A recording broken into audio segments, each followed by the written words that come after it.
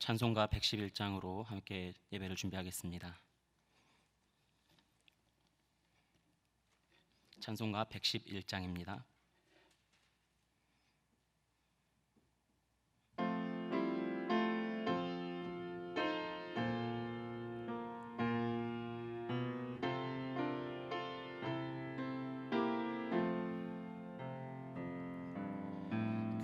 귀중한 보배 합을 주 앞에 드리고 우리의 몸과 마음도 다 함께 바치세. 진리는 오묘하고 사랑은 성결해. 주께서 탄생하신 거룩한 날일세. 주께서 주신 은혜 한없이 크오니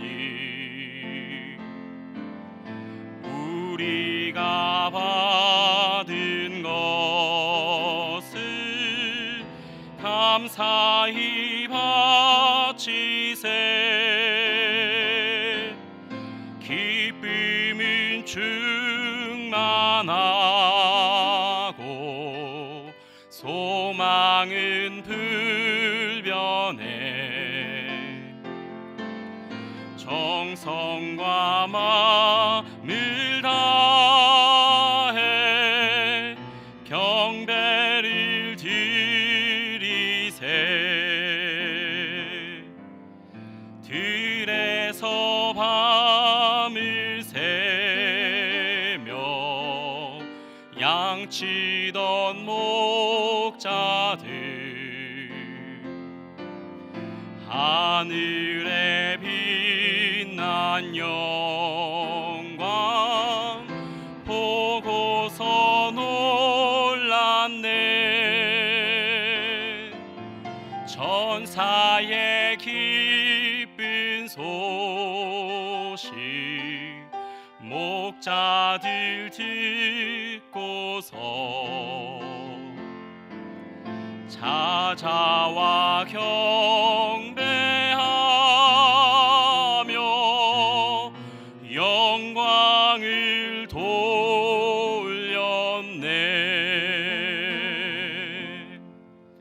사도신경으로 신앙 고백하시겠습니다.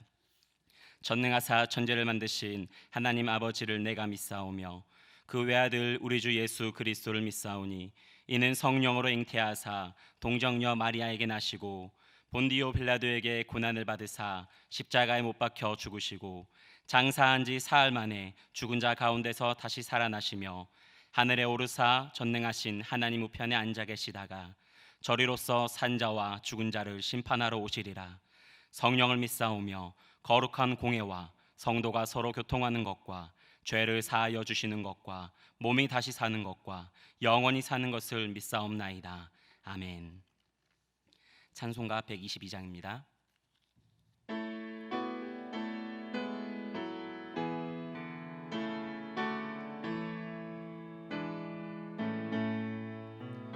참 반가운 성도여 다 이리 와서 베들레헴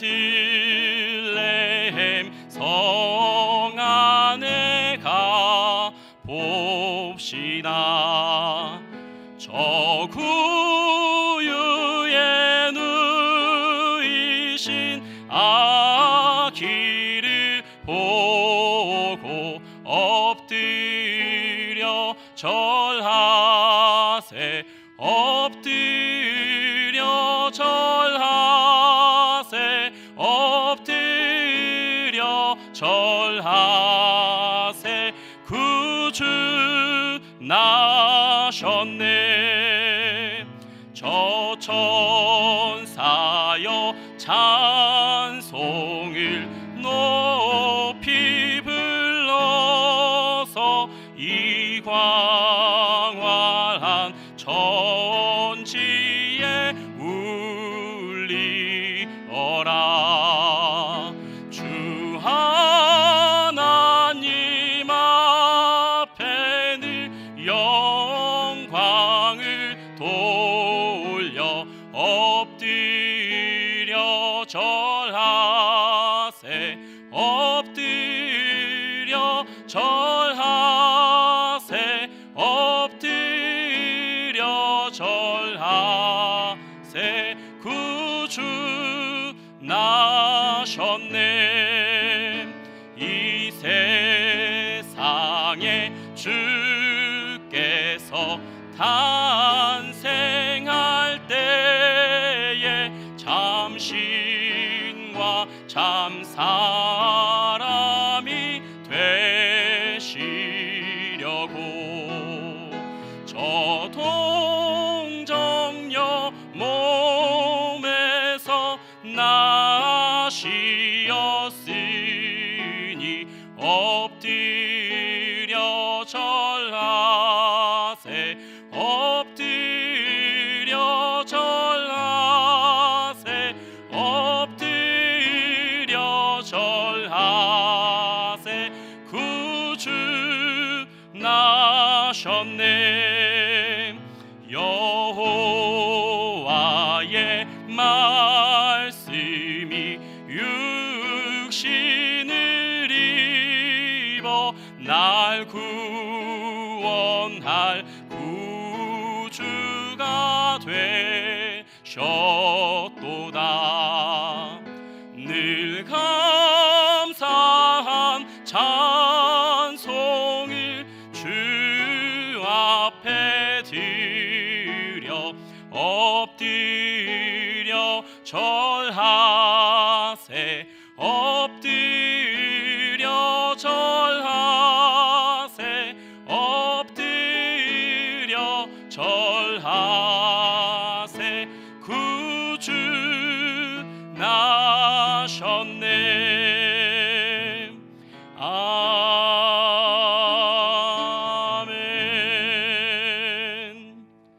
이 시간 고혜란 권사님께서 우리를 대표하여 기도하시겠습니다.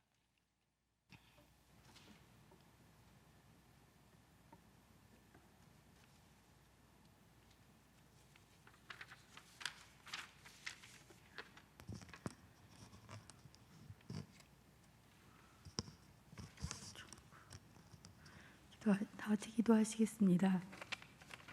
지극히 높은 곳에서는 하나님께 영광이요 땅에서는 하나님이 기뻐하시는 사람들 중에 평화로다. 아멘. 하늘 영광 버리시고 낮아져 겸손하게 아기 예수님으로 이 땅에 오신 우리 주님께 찬양과 경배를 드립니다. 평화의 왕으로 오신 주님께 감사드립니다.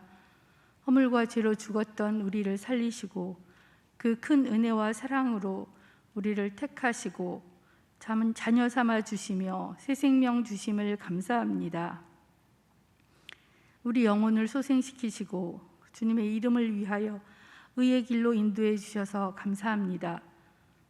코로나로 인해 함께 모여 예배드리지 못하고 각자 있는 곳에서 마음과 정성을 다해 드리는 우리의 예배를 받아 주옵소서. 내 마음에 죄악을 품었더라면 주께서 듣지 않으시고 우리가 우리 죄를 자백하면 우리 죄를 사하시며 우리를 모든 불의에서 깨끗하게 하신다는 말씀을 기억하며 회개합니다. 하나님의 이름을 찬송하는 입술로 거짓과 비방과 불평이 있었음을 고백합니다. 우리 마음에 내가 주인이 되어서 내 뜻대로 살고 있음도 고백합니다. 우리의 정욕대로 구하고 있으면서도 하나님의 영광이라는 이름으로 포장하여 욕심을 채우는 일들이 비일비재했음도 고백합니다. 우리에게 주어진 모든 것이 주님의 것인데 내 것으로 착각하며 인색하게 굴었던 모습도 용서하여 주옵소서. 예수님의 보혈로 우리를 덮으시며 정결하게 하옵소서. 나라와 민족을 위해 기도합니다. 땅의 임금들의 머리가 되신 주님, 대통령과 의정자들이 하나님을 두려워하며 겸손하게 허리를 동이고 자신들의 모습을 돌아보게 하옵소서. 개인의 이익을 좇는 것이 아니라 국민들의 아픔을 돌아보는 자들이 되게 하옵소서. 이 어지러운 시국을 바라보며 자신들이 책임이 곳곳에 있음을 겸허히 고백하게 하시고 나라와 민족을 위해 힘쓸 수 있는 지혜를 주옵소서. 열방에 나가 잃어버린 한 영혼을 위해 헌신하는 선교사님들에게 성령으로 기름 부어주시고 예수님의 마음을 품고 주신 사명을 기쁨으로 감당하게 하옵소서. 언어와 문화에 잘 적응하게 하시고 현지인들과 더불어 그리스도인으로서 살아갈 때 필요한 건강과 재정과 돕는 손길을 보내주시고 그 삶을 통해 영광을 받아 주옵소서. 날아가는 참새 한 마리도 하나님이 허락하지 않으시면 떨어지지 않는다고 하셨습니다. 지금 코로나19 상황도 주님이 우리에게 허락하셨습니다. 처음 걸어가는 이 길에 주님 어떻게 해야 할지 주님의 얼굴을 구합니다. 우리를 불쌍히 여겨 주옵소서. 하나님께서 우리에게 허락하신 모든 일은 항상 선하고 옳으십니다. 지금 우리에게 일어난 모든 일들을 통해서 우리에게 향하신 하나님의 뜻이 무엇인지 주님을 간절히 찾는 기회가 되게 하옵소서. 생명의 근원 되신 주님께 돌이키는 시간이 되게 하옵소서. 우리가 선하고 주님 앞에 철저하게, 선하신 주님 앞에 철저하게 시선을 고정하게 하시고 주님의 얼굴을 구하며 아버지의 뜻을 정확하게 깨닫게 하시고 온전히 반응하게 하옵소서. 우리의 피난처 되시고 힘이 되신 여호와 우리 하나님 아버지, 우리를 도와주소서. 주님 사랑합니다. 우리 간구에 응답하시며 환난 당할 때 우리를 건지시고 영화롭게 하신다는 약속의 말씀을 믿고 기도합니다. 이 코로나 전염병에서 우리를 건져주시고 일상의 삶으로 우리를 회복시켜 주옵소서. 그리하여 일상의 삶을 감사하며 살게 하옵소서. 말씀을 기대합니다. 여지원 목사님을 성령으로 충만하게 하시고 말씀이 선포될 때 전하는 자나 듣는 자가 예수님을 깊이 알아가는 시간 되게 하시며 우리가 되찾아야 할 것이 무엇인지 깨닫는 귀한 시간 되게 하옵소서. 감사드리며 예수님의 이름으로 기도합니다. 아멘.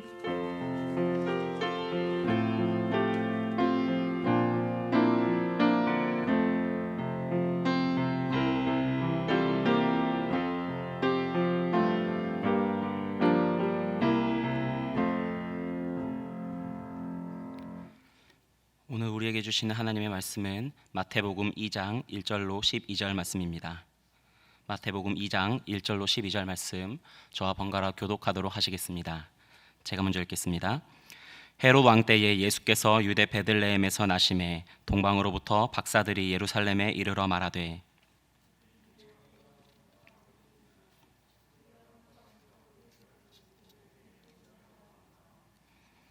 헤롯 왕과 온 예루살렘이 듣고 소동한지라.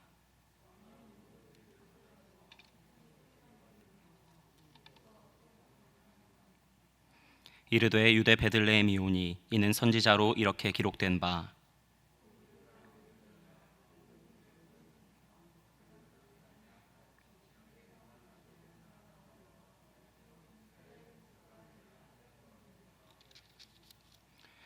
이에 헤롯이 가만히 박사들을 불러 별이 나타난 때를 자세히 묻고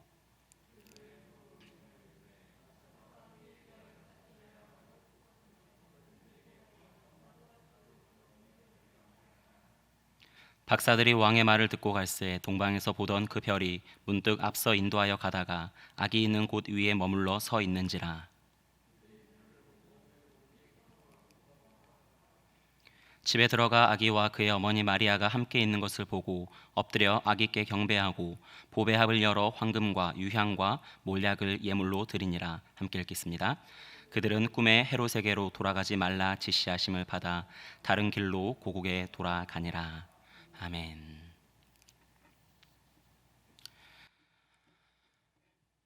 우리 함께 이렇게 서로에게 인사했으면 좋겠습니다. 하나님을 기대합니다.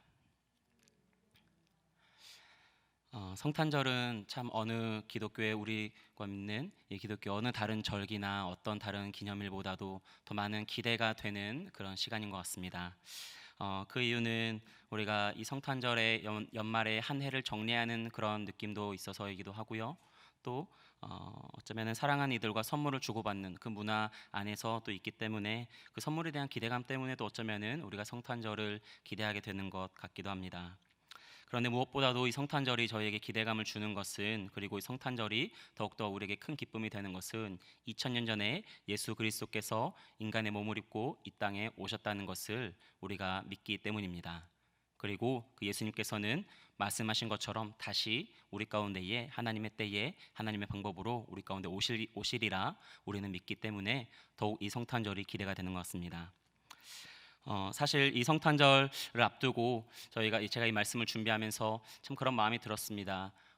이 거리를 돌아보면은 요즘은 인적이 참 드물고 참 가게마다 사람이 꽉 차서 연말의 분위기가 나야 되는데 그런 분위기도 나지 않고, 또 교회에도 우리가 조금은 스산한 그런 느낌이 드는 것 같기도 합니다. 우리가 길에도 성탄 틀이나 성탄 장식들이 예전만큼 더 많이 있고 그런 캐럴도 울려 퍼지는 그런 소리를 잘 듣지 못하는 것 같습니다. 세상에 어쩌면 이 성탄의 불이 더 어두워져 가는 것만 같은 그런 시대를 저희가 살고 있는 것 같습니다. 그런데 이때에 예수님께서 우리 마음에 밝혀주신 그 생명의 빛, 그 소망의 빛은 더욱더 활활 타오르고 더욱더 반짝이는 그런 은혜와 축복이 있기를 원합니다.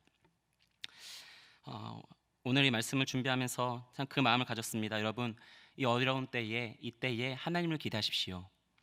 오늘 저는 여러분과 함께 우리가 되찾아야 할 것이 무엇인가에 대해서 말씀을 나누고자 준비했습니다.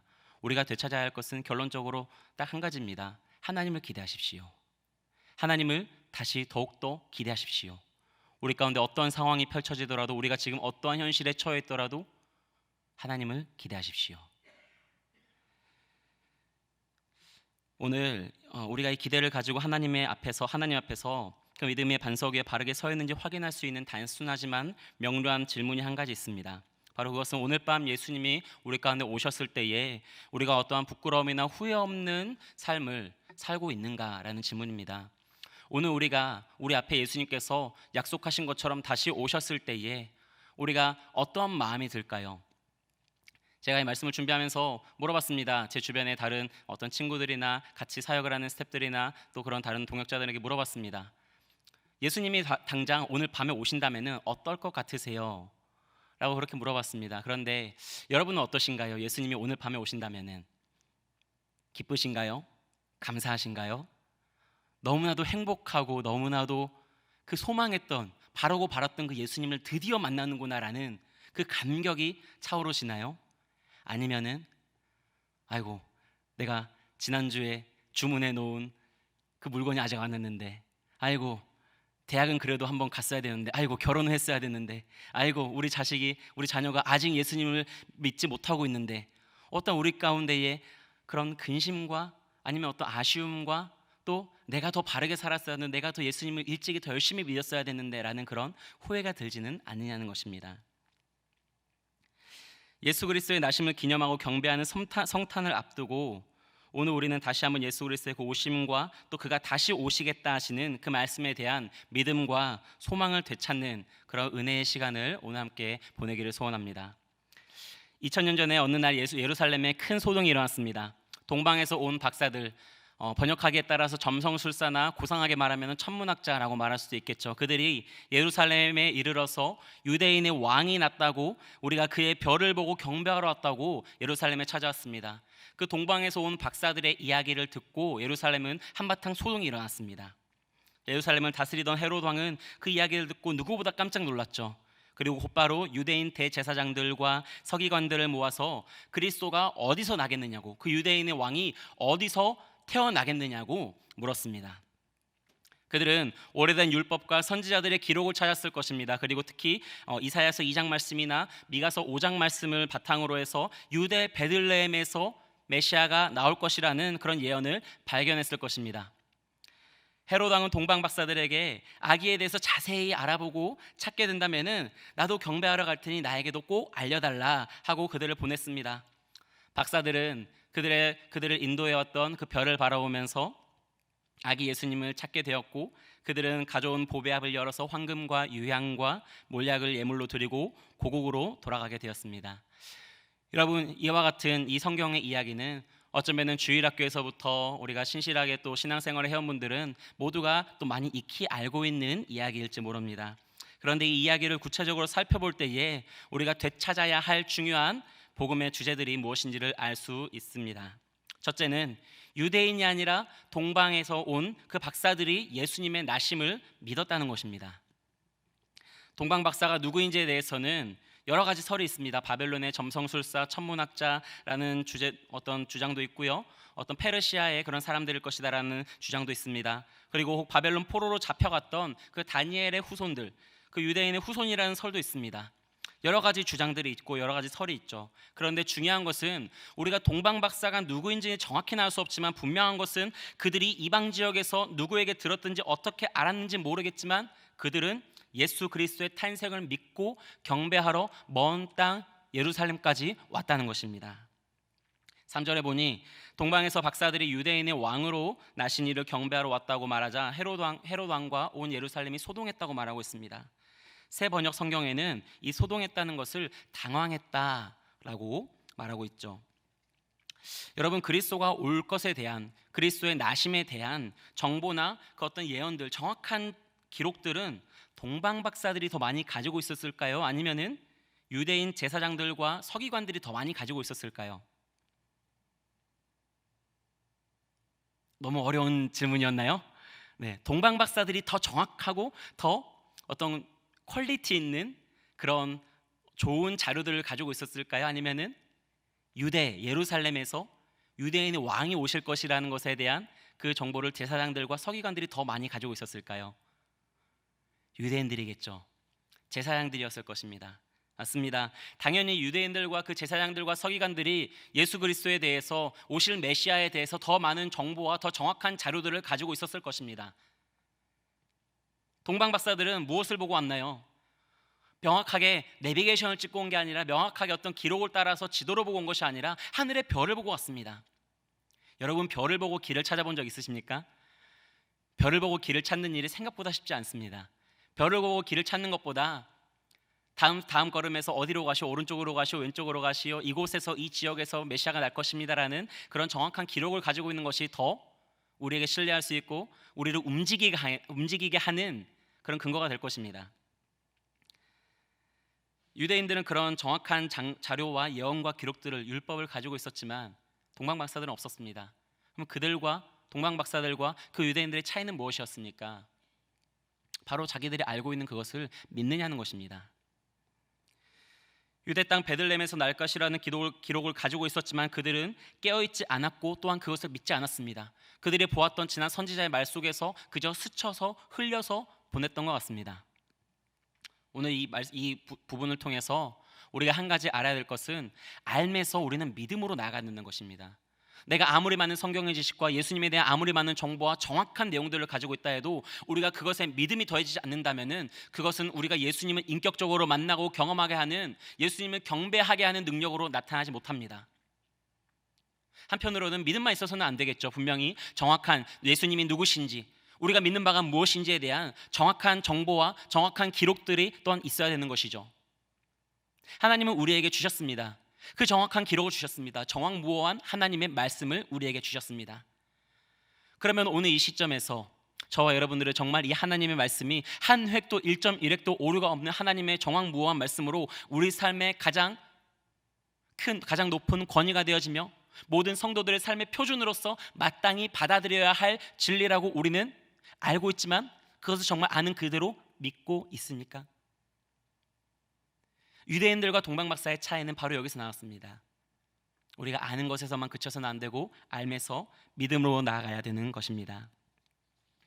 물론 어떻게 보면 유대인들이 믿음이 없다고 비난하기는 어려워 보입니다. 왜냐하면 구약의 역사와 예언이 끝나고 400년의 그 침묵기가 있었던 그 시기 가운데에 그 사이에 어떤 바벨론, 페르시아, 그리고 헬라 제국, 알렉산더 대왕의 헬라 제국, 그리고 마카비 혁명이나 하스몬 왕조, 헤롯 왕조, 또 그 같은 로마 제국의 통치 등이 이스라엘 지역에서 수도 없이 있어 왔기 때문입니다. 수도 없이 이스라엘은 패권의 교체를 경험했고 그들은 언제 늘 절대적인 어떤 빈곤 속에서 그들의 또한 성전이 무너지는, 회파되어지는, 성전이 조롱당하는 것들은 그런 현실 속에서 어느 때보다 어두운 역사를 보냈기 때문에 감히 메시아를 기대하고 소망하기 어려웠다는 것입니다.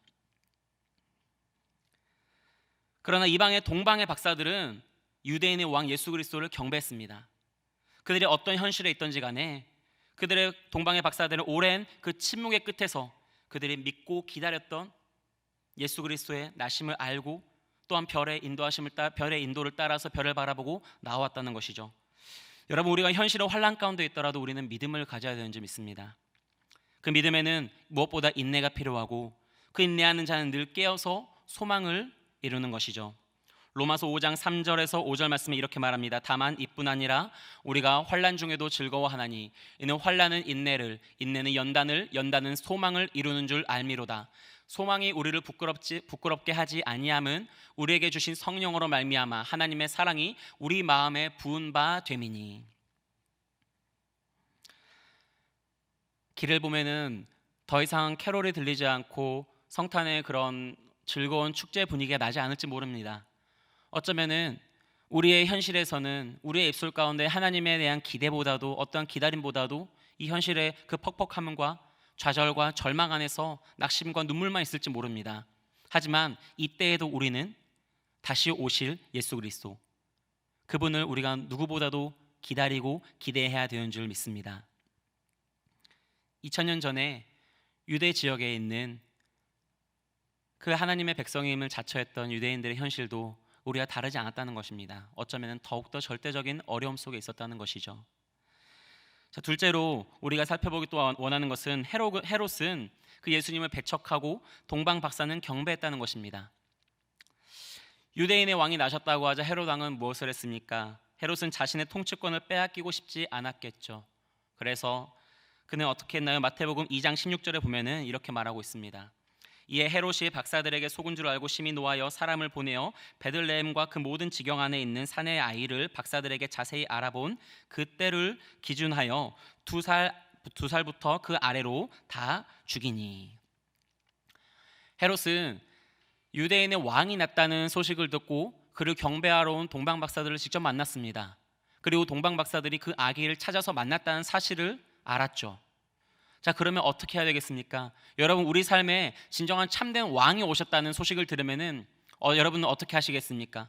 지금 당장 그분을 만나러 가야 되지 않겠습니까? 지금 당장 나의 모든 것을 내려놓고 그분을 경배하러 가야 되지 않겠습니까? 그분 앞에 우리의 모든 주권을 내려놓을 수 있는 그런 겸손함으로 우리가 더욱더 겸비함으로 나아가게 되지 않겠습니까? 그런데 헤롯은 어떻게 했죠? 헤롯은 그렇게 하지 않았습니다. 도리어 그가 온 그것이 나의 삶에 내가 지금까지 누리고 있는 나의 주권과 내가 어떤 주인공으로서 내가 어떤 왕으로서 누리고 있는 것들이 빼앗길까 하는 근심 속에서 영아 살해라는 비극적인 일을 벌이게 된 것입니다. 이런 모습을 우리 안에도 있는 것을 종종 발견하게 됩니다. 여러분, 사람들은 누구나 내가 주인공이 되지 못하고 내가 받아들이지 못하고 내가 인정하지 못하는 내 마음에 불편함이 되는 어떠한 대상이나 어떠한 일들을 겪게 되면은 비난하고 비판하고 또한 파괴적인 모습을 보이게 되죠. 그러나 그리스도인들은 철저히 자기의 삶의 주권을 하나님께 내어드리는 자입니다. 내 삶에서 내가 나의 뜻대로 되지 않고 나의 마음대로 되지 않고 나의 기대에서 어긋나고 어쩌면 내가 기도했던 대로 이루어지지 않는 것들 앞에서 답답해하고 우리가 좌절하는 것이 아니라 또한 그 가운데 하나님에 대해서 손가락질하는 것이 아니라 우리는 그때도 나의 주권을 내려놓고 하나님께 모든 주권을 맡겨드리는 것이 그리스도인의 참된 모습이라는 것이죠. 여러분, 예수님께서는 우리에게 기도를 이렇게 가르쳐 주셨습니다. 구하라, 찾으라, 두드리라. 그러면은 구하는 자마다 찾을 것이고 두드리는 자마다 열릴 것이라고 말씀하셨죠. 여러분, 그런데요, 재미있는 것은 예수님은 우리가 구하고 찾고 두드릴 때 어느 문이 열린다고 말씀하지 않았다는 것입니다. 어느 문이 열리고 어디서 도움의 손길이 나오고 어떠한 방식으로 하나님께서 응답하시겠다고 그것까지도 말씀하진 않으셨습니다. 우리에게 말씀하신 건 무엇이냐? 구하고 찾고 두드리면서 그 예수님 앞에 우리의 삶의 진정한 주권자이신 하나님 앞에 맡기고 의지하며 그 하나님을 신뢰하라는 것입니다. 헤롯 왕은 어떻게 됐습니까? 헤롯 왕의 관심은 그가 스스로 별이 되려고 했지 별을 보며 쫓아가고자 하지 않았습니다. 헤롯은 별이 되려고 했습니다. 하지만 동방의 그 박사들은 별을 쫓으려고 했습니다. 발음을 잘해야 되겠죠? 쫓아가려고 했습니다. 네. 우스갯말로 그런 말이 있죠. 우리가 예수님을 너무 쫓아버리니까 예수님을 쫓아가기 어렵다고요. 네. 우리는 예수님을 쫓아버리는 게 아니라 예수님을 쫓아가야 됩니다. 그 하늘에 보이신 그 별을 쫓아가야 되는 것입니다. 내가 별이 되려고 하는 것이 아니라, 내가 왕이 되려고 하는 것이 아니라 내 뜻대로 하나님을 움직이려고 하는 것이 아니라, 우리는 겸손히 이 땅 가운데 오셔서 하나님의 뜻을 이루시는 그 하나님의 섭리 앞에 우리 삶을 맡겨드리고 그 모든 주권을 내어드려야 한다는 것이죠. 그런데 참 이 부분이 저에게 큰 어떤 마음의 도전이 되었습니다. 스스로 저에게 질문해 보았습니다. 2000년 전에 동방 박사들이 그랬던 것처럼 나는 정말 이때 가운데에 다시 오시겠다는 예수 그리스도께서 정말 다시 오실 것이라는 것을 정말 믿고 있는가? 지금 나는 무엇을 바라보고 있는가? 그 동방 박사들이 그 하늘에 있던 그 별을 쫓아서 그들의 터전을 떠나서 그들의 모든 삶을 뒤로 하고 어디에 계시는지도 모르고 정확히 어떻게 언제 어디서 만나게 될지 모르는 그 미지의 그 별 하나만 보고 그 예수님을 만나러 갔던, 그 그리스도를 만나러 갔던 그 동방의 박사들처럼 나도 정말 그 예수 그리스도의 그 부르심 앞에서, 이 말씀의 진리 앞에서, 말씀의 조명하심 앞에서 당장 내 앞에 어떤 길이 열리지 않을지 몰라도 믿음으로 내가 한 걸음 한 걸음 가고 있는가? 그런 질문이 스스로에게 들었습니다. 저에게는 기도 후원자들이 있습니다. 저희 어머니가 있고요, 저희 또 가족들이 있습니다. 그런데 지난 한 2주 전에 저의 기도 후원자였던 저의 친척분이 연락이 왔습니다. 그리고 저에게 작은 이렇게 용돈이라고 해야 될까요? 이렇게 보내주시면서 연락이 왔습니다. 네, 그 금액이 그렇게 뭐 크고 작고의 중요한 건 아니었습니다. 그런데 그 전화를 받고 저는 한 2주 동안, 그리고 오늘 이렇게 오는 순간까지도 제 가슴에 계속 이 질문을 던지고 있었습니다. 뭐냐면은 저희 그 기도에 후원하시는 저희 그 친척분이 이렇게 물어봤습니다. 이렇게 이야기를 했습니다. 얼마 안 되지만 너를 위해서 내가 후원을 하고 싶은 마음에 이렇게 보냈단다. 조카야, 하나님의 나라를 세워가느라 많이 바쁘고 힘들지? 이 말을 들었는데요, 하나님의 나라를 세워가느라 많이 바쁘고 힘들지라는 이 말이 얼마나 제 가슴에, 그 얘기를 듣고 나서부터 오늘에 또 이르기까지, 이 자리에 서기까지 얼마나 제 마음에 어떤 양심을 찌르고 제 마음의 삶에, 제 어떤 삶을 돌아보게 하는, 제 가슴을 뜨겁게 하는 그런 말이었는지 모릅니다. 하나님의 나라를 세워가느라 바쁘지? 여러분, 오늘 예수님께서 어쩌면 우리에게 이렇게 묻고 계신지 모릅니다. 너희는 정말 내가 올 거라고 믿고 있니? 그렇다면 너희는 지금 무엇을 하고 있니? 내가 올 길을 예비하고 있니? 나의 명령에 충성하고 있니? 내 복음을 가지고 땅끝까지 이르러 내 증인이 되라 하는 그 나의 마지막 그 권면에, 그 권고에, 그 부탁에, 그 명령에 너희는 어떻게 반응하고 있니? 너희의 오늘 하루 살아가는 이 하루를 통해서 나는 어떠한 기쁨을 누리고 있겠니? 라고 물어보는 것 같습니다. 먼저 저에게 그 질문을 하는 것 같았습니다. 동방의 그 박사들은 정말 그 예수님이 오실 것이라는 걸 믿고 모든 삶을 뒤로하고 나아갔습니다. 여러분, 오늘날 우리가 하나님이 정말 내 삶의 주인이 되신다는 것을 고백한다는 것은 실제적으로 어떠한 일입니까? 무엇일까요? 정말 예수 그리스도께서 내 삶의 주인이 되시고 우리가 정말 이 진리의 말씀이 정확무한 하나님의 말씀이라서 우리 삶의 표준이 된다고 했을 때에, 이 말씀의 요한계시록 22 마지막 장에서 우리 가운데에 아멘 주 예수 오시옵소서라고 말씀하신 그 말씀이 우리 가운데 어떠한 메시지로, 어떠한 능력으로, 어떠한 울림으로 우리를 움직이고 있냐는 것입니다. 여러분, 제가 다시 한번 질문해 보겠습니다. 여러분들 예수 그리스도께서 다시 오실 것을 정말 믿으십니까? 2000년 전에 그 유대 사람들은, 그 제사장들은, 그 서기관들은 그들도 그리스도에 대한 예언을 가지고 있었지만 그들은 믿지 않았습니다. 오늘 우리가 정말 그것을 믿고 있다면 우리는 무엇을 해야 되겠습니까? 우리 가운데 보여주시는, 동방 박사들은 별을 쫓아갔다면 오늘 우리 주님은 우리에게 더욱더 분명한, 삶의 한 걸음 한 걸음 내디딜 수 있는 더욱더 분명한 별을 보여주고 계십니다. 그 별은 무엇입니까? 바로 말씀입니다. 이 말씀을 쫓아서 우리가 하루하루 살아가고자 노력하고 애쓰고, 정말 내가 이 하루 동안이라도, 이 하루 동안 더욱더 하나님의 나라를 더 확장시키기를 원하고, 나의 살아가는 이 하루가 하나님의 영광을 위해서 조금이라도 보탬이 된다면은 나의 목숨조차도 아끼지 않고 내가 드리겠습니다라는, 그것을 주님께서는 우리에게 요구하고 계신다는 것입니다. 사도행전 20장 24절에 이렇게 말합니다. 내가 달려갈 길과 주 예수께 받은 사명, 곧 하나님의 은혜의 복음을 증언하는 일을 마치려 하면은 나의 생명조차 조금도 귀한 것으로 여기지 아니하노라. 이 말씀이 우리의 고백이 되기 원합니다. 진정으로 하나님의 주권을 인정하는 태도를 우리가 다시 한번 되찾기를 원합니다. 그것은 하나님의 말씀과 명령에 따라 하나님의 나라를 위해서, 하나님의 영광을 위해서 사는 것인 줄 믿습니다. 세 번째는 그 동방박사들은요, 하나님의 섭리의 도구가 되었다는 것입니다.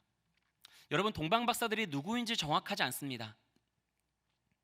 그것이 우리에게 주는 메시지는요, 그들이 황금과 유약과 모략을 드렸다는 그것에서 그들이 정말 예를 들어서 다니엘의 후손이 되어서 그런 유대의 옛 어떤 선지자들의 예언과 말과 그 기록을 가지고 있었고, 그것을 그 바벨론의 포로로 잡혀갔었지만 그 후손들 가운데에서 신실하게 지켜왔던 그런 후손이라고 한다면요, 그들이 가지고 온 황금과 유향과 모략은요, 말 그대로 그들이 연구하고 그들이 살펴보았고 그들이 성경과 그 구약 속에서 깨닫게 된 예수님의 그 황금은 왕을, 그 유향은 제사장을, 모략은 그의 죽음과 장사를 상징하는 것임을 그들이 알고 드렸다는 것이 되겠죠.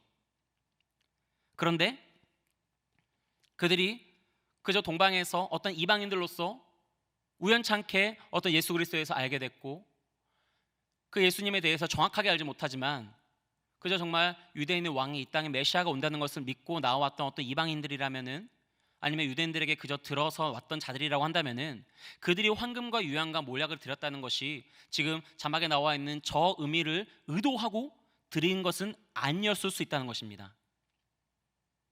유대인의 후손으로서 정말 이 말씀을 잘 아는 자들이었다면은 저것을 의도하고 드렸을 수 있겠죠. 아니라고 한다면은 그저 그들이 할 수 있는 최선으로서 예수님을 경배했다는 것입니다.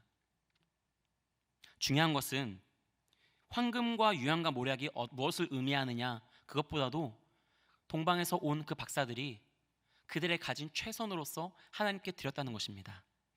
예수님을 경배하기 위해서 그들이 할 수 있는 것을 그들의 최선으로서 올려드렸다는 것입니다.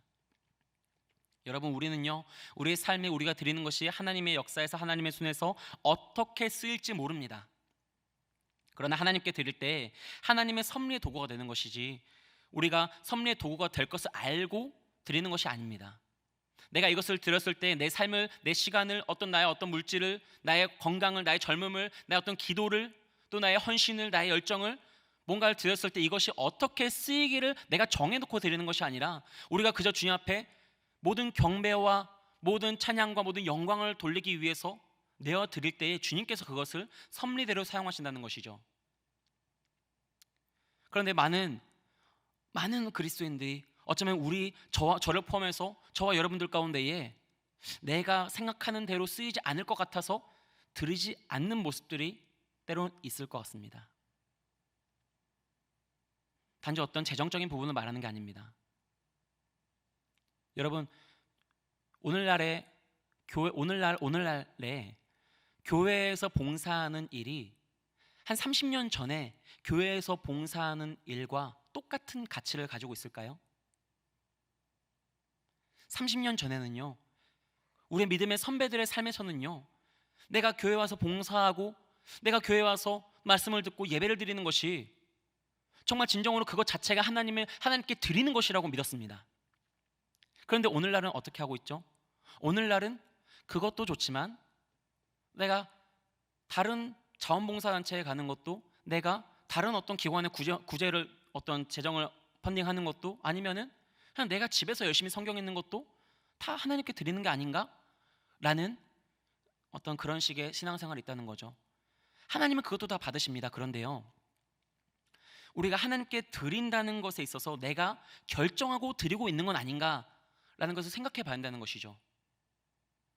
교회에 와서 안내를 하고 봉사를 하고 우리가 예배당에 와서 누구도 보지 않지만 청소를 하고 이 강단에 물을 어떤 말씀 전하시는 목사님을 위해서 물 한 잔을 준비해 놓고 하는 일들이 여러분들의 자녀들 가운데에서 내일 있을 시험 준비를 하는 것보다 더 가치 있는 일로 여겨질까요? 오늘 우리가 잃어버린 것 중 하나는요, 내가 정말 주님을 위해서, 주님의 몸된 교회를 위해서 섬기는 그 일이 세상의 다른 일에 비교해 봤을 때에 더 뭔가 가치 있어 보이고 더 의미 있어 보이지 않는다는 것입니다.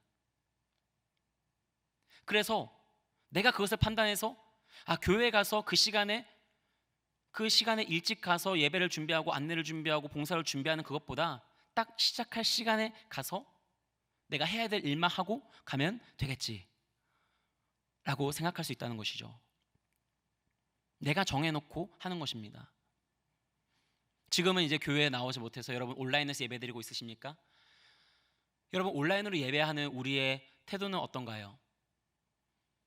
제가 중등부 아이들에게 늘 말하는 게 그것입니다. 뭐냐면요, 지난주에도 성탄에 대해서 설교를 하고 이렇게 어떤 예배를 같이 말씀을 나눴습니다. 예배를 드렸습니다. 그런데 중등부 아이들에게, 저는 자라나는 다음 세대 청소년들에게 그리고 청년들에게 늘 강조하는 것이 있습니다. 뭐냐면은 우리가 매일매일이 주님의 날인 것이지, 이 주님의 날 하루에 그냥 잠깐 내가 예배 드리는 척하고 내가 뭔가 정해놓고 이 시간에 딱 정해놓은 시간, 저희 중등부 예배는 11시에 시작합니다.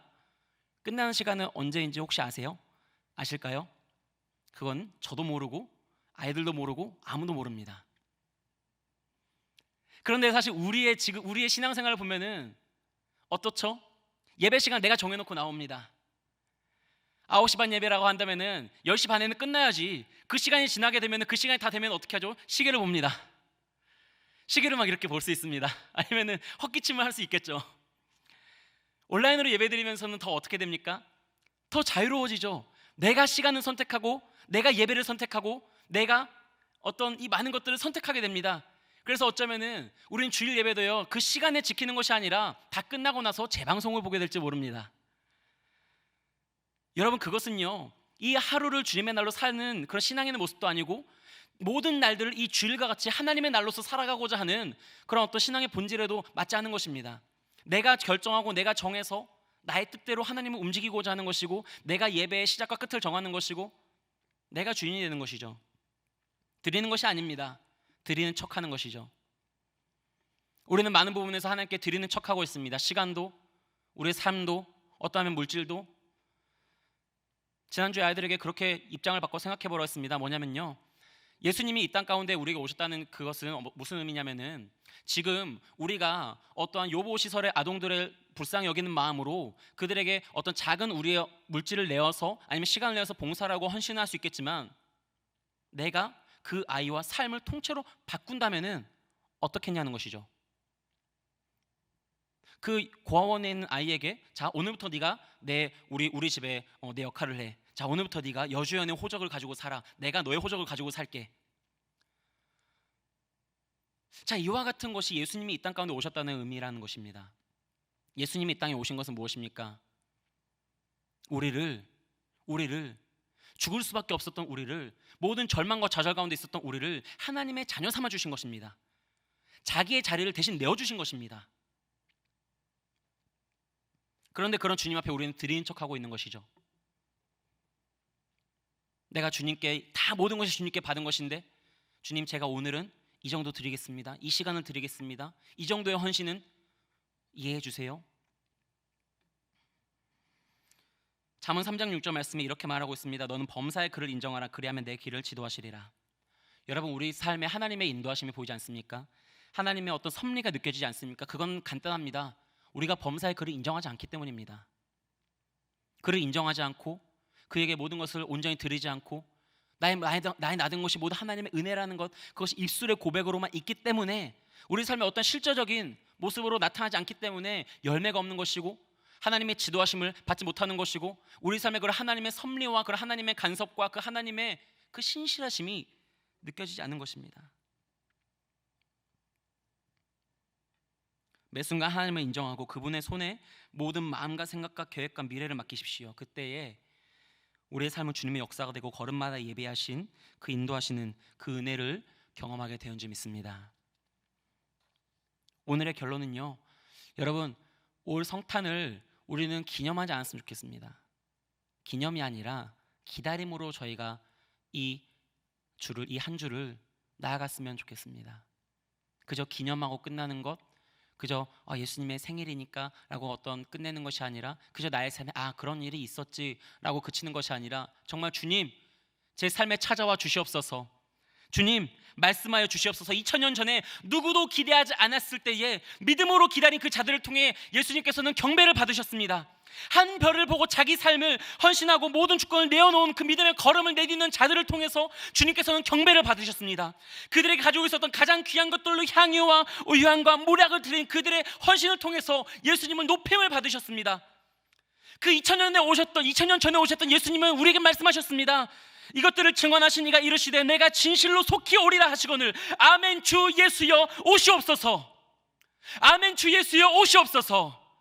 이 성탄에 우리가 이 고백을 회복하기 원합니다.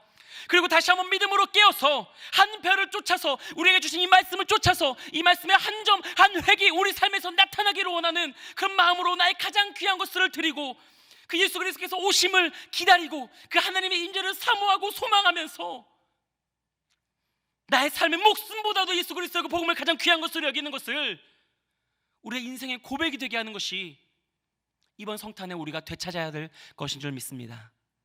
기도하겠습니다. 존귀하신 주님, 우리가 잃어버린 것들을 다시 되찾기 원합니다. 유대의 땅에 유대인의 왕이 오셨는데 유대인들은 알지 못하였습니다. 오늘 이 땅에 예수님께서는 분명히 다시 오시겠다고 하셨는데 우리는 그 소망을 잃어버린 건 아닌지요? 우리가 진실로 그 주님을 우리 삶을 다하여서, 우리의 마음과 뜻과 힘과 생명 다하여서 그 주님을 경배하고 있는 게 맞는지 우리가 다시 한번 돌아보고 이 복음의 본질적인 주제들을 되찾는 이 연말 또 성탄을 앞둔 그런 우리가 될 수 있도록 인도하여 주시옵소서. 우리가 다가오는 성탄을 기대합니다. 소망합니다. 그것은 이때가 어느 때보다도 어둡고 우리의 마음이 어느 때보다도 낙심되고 우리의 영혼이 어느 때보다도 눌려있기 때문임을 고백합니다. 주님, 속히 오셔서, 속히 또한 성령으로 우리 가운데 찾아오셔서 우리의 눌린 마음을 자유케 하시고 우리의 무너진 삶을 세워주시고 우리의 상한 심령을 회복시켜 주시옵소서. 의탁드리오며 예수님의 이름으로 기도드립니다. 아멘. 이 시간 찬송가 286장 함께 찬양하겠습니다.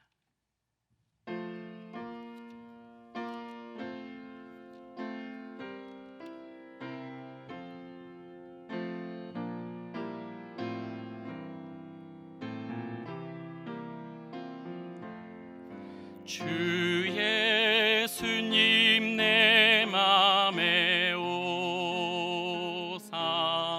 날 붙들어 주시고 내 마음에 새 힘을 주사 늘 기쁘게 하소서. 사랑의 주 내 마음속에 찾아오사 내 모든 것 사시고 내 상한 맘 고치소서. 주 예수님 내 맘에 오사 내 소원 다시고 내 무거운 짐 맡아 주사 참 평안을 주소서. 사랑의 주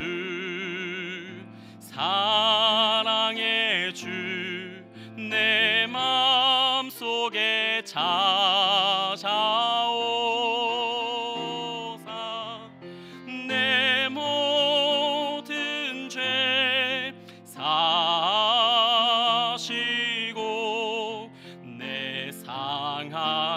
맘 고치소서. 주 예수님 내 맘에 오사 날 정결케 하시고 그 은혜를 내 맘에 채워 늘 충만케 하소서. 사랑의 주 사랑의 주 내 맘속에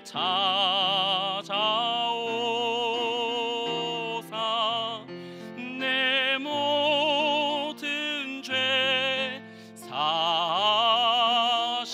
사시고 내 상한 맘 고치소서.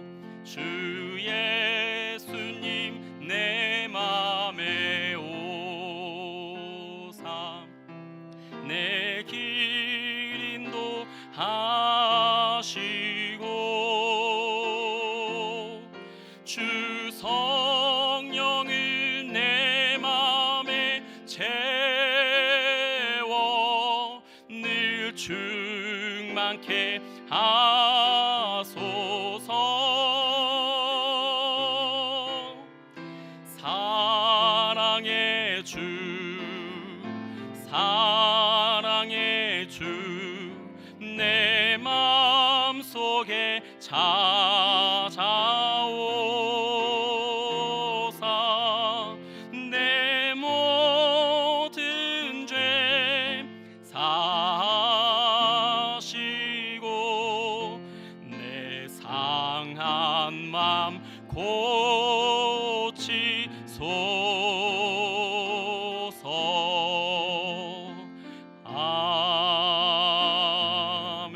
아멘. 우리 시간 같이 함께 오늘 받은 말씀 기억하면서 잠시 기도하며 나아갔으면 좋겠습니다. 기도하실 때에 주님, 나의 삶에 정말 예수 그리스도께서 다시 오시기를 원합니다. 정말 진실로 2000년 전에 그 동방 박사들과 같이 제가 주님을 기대합니다. 기다립니다. 아는 곳에서 믿음으로 나가게 하여 주옵소서. 주님을 바라보며 모든 삶을 내어놓고 주님께로 나아갈 수 있게 하여 주옵소서. 그리고 주님께 나의 삶을 드릴 때 그 하나님의 섭리를 경험하는 인생 되게 하여 주시옵소서. 우리 이렇게 받은 말씀 기억하면서 우리 각자 입술 열어서 함께 주님 앞에 기도하며 나아가도록 하겠습니다. 존귀하신 아버지 하나님, 오늘 이 시간 예수 그리스도 그 진리의 성령이, 그 생명의 그 능력이, 그 위로하시는 그 평강의 왕이시여, 오늘 이 시간 성령으로 우리 가운데 찾아와 주옵시고 그 내주하시는 성령의 충만한 은혜 안에서 그 예수님을 바라볼 수 있도록 도와주시옵소서. 어두운 인생길 주님 밝혀주신 그 진리의 빛을 쫓아 우리의 삶을 내어드리며 믿음으로 깨어서 한 걸음 한 걸음 나아가며 우리 삶을 드릴 때에 하나님의 섭리의 도구가 되게 하여 주시옵소서. 하나님을 기대합니다. 기다립니다. 주님, 아멘. 주 예수여, 우리 가운데 속히 오시옵소서. 이 시간 성령으로 오셔서 또 남은 한 주 동안 살아갈 수 있고 남은 한 주 동안 주님과 동행할 수 있도록 붙잡아 주시옵소서. 인도하여 주시옵소서. 참으로 살아계신 하나님 아버지, 주님을 기대합니다. 주님을 기다립니다. 이 성탄을 앞두고 우리의 하루하루의 삶 속에서 연말을 돌아보며 모든 날들을 세어볼 때에 인도하신 주님의 은혜에 감사할 수 있게 도와주시고 우리가 믿음으로 깨어서 한 별을 쫓아 삶을 내어드린 그 2000년 전 동방 박사들과 같이 우리 삶에 가장 귀한 것을 드리고 주님을 쫓아 우리 삶을 모두 내어드릴 수 있는 그런 믿음의 삶으로서 이 연말을 다시 한번 기념이 아니라 기다림의 삶으로 나아갈 수 있도록 붙잡아 주시고 인도하여 주시옵소서.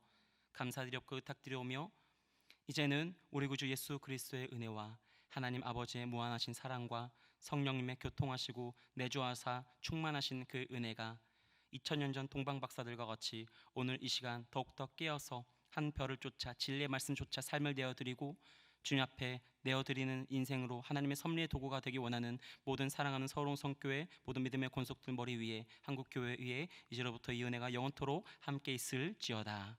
아멘.